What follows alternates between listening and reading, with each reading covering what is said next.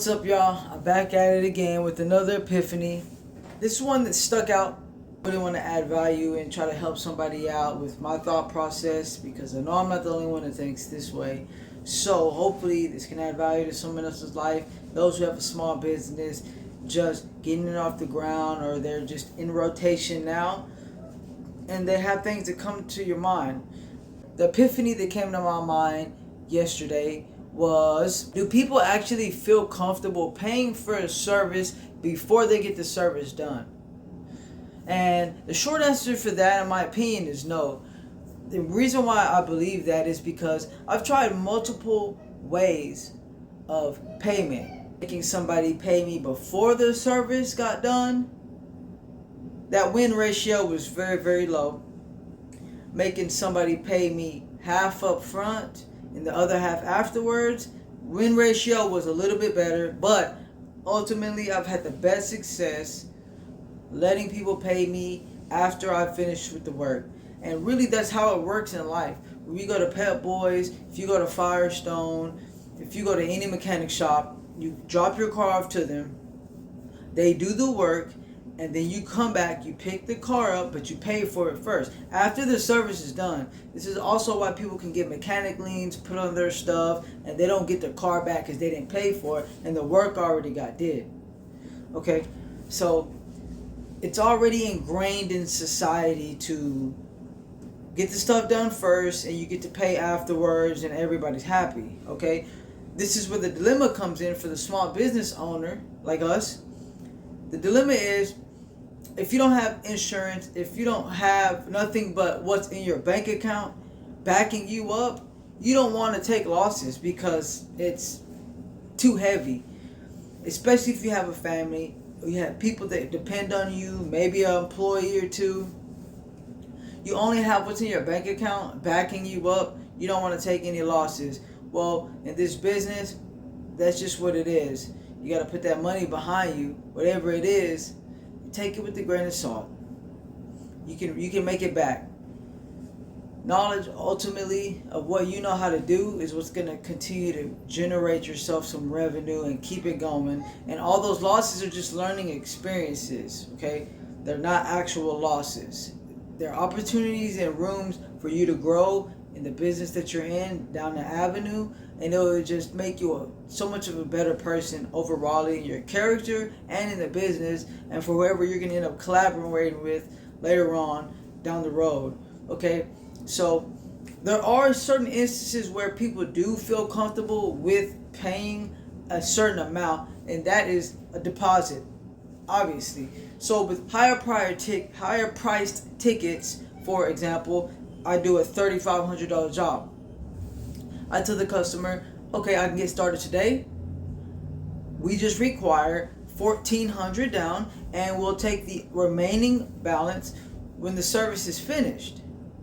If they don't like it, you can go down a bit if you want to, but ultimately you're worth it. If you know that you can do the stuff, we're not saying you're a trash, whatever you do, like in mechanics sense. If you're a garbage mechanic, if you don't fix people's crap right, you break bolts, you just do whatever you want to, and then you tell people to pay you, well, you don't deserve to be in this line of work. You don't deserve it. And matter of fact, I mean, you don't even need to be touching a wrench. If you're not going to be fixing people's crap and you want their bread for it, nah, man, go get yourself a job at a nail shop or something that suits you better. Okay? Like this man line of work, you don't need to be in it if you're not willing to put up with all the crap that comes with being a man in this man work. Period. Nothing else that I can't sugarcoat it any other way.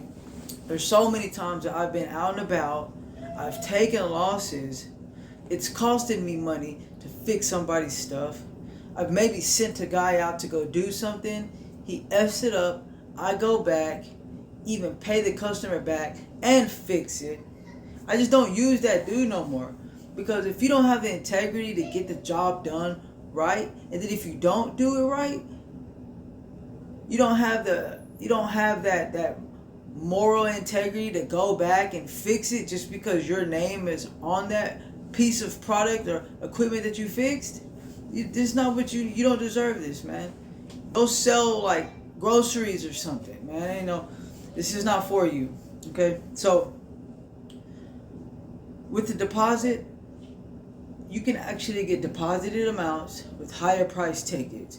If you got like a $200-300 ticket, I mean, yeah, you can make them pay a $200 deposit, $150 deposit, but those amounts are really too small for you to want a certain amount of deposit to make you come pull up.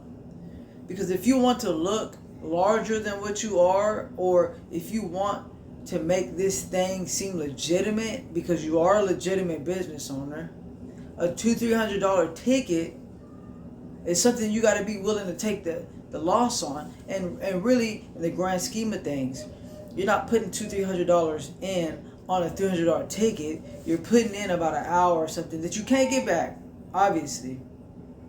But if you fix it and somebody doesn't pay you, then you just don't do business with them no more. You learn from that experience and you fill people out better. That's pretty much it. I haven't had too many instances where people don't pay me. Now, like I said, higher price tickets are require a deposit down. They pay me a deposit, we can get it going. No problem. But I'm going to make sure I fix this thing. Whatever I'm working on, it's going to get fixed. If it has a problem, I'm going to go back personally and I'm going to fix it. I'm going to resolve that problem. If I add warranty on something, I'm going to warranty that thing. And if it's out of warranty and I warrantied it under my own money, I'm going to go ahead and have my own money and pay for that thing and put it back on just for goodwill's sake. This is what keeps the word of mouth pushing you forward. That's today's talk. That's my epiphany. Remember, operate on integrity, operate on honesty, make yourself some money, set the price at a place where you feel comfortable with winning and also allowing your customers to win a bit, because it could be higher somewhere else. If you're a company that's coming up, don't charge Pet Boy prices, because right now what you need to do is you need to get business. You got to charge freaking Mexico price, low price. You work on the flip game. As you're getting it in, you got tons of business coming in. Now, as your rarity starts to set in, as your demand starts to set in, then you go up on a price a bit. Don't try to start off at a high price and you're not a high price dude yet. Make sure y'all subscribe to the channel. I hope this helps somebody, because this helped me as I speak to y'all. Also, follow us on TikTok. Once or twice a week, we'll be going on TikTok for live Q&As for about 30 minutes. Have people come on, ask us questions on whatever they have, their repair needs, whatever questions they have. We're going to answer them. Again, I appreciate y'all for tuning in. Marcel, peace out. Much love.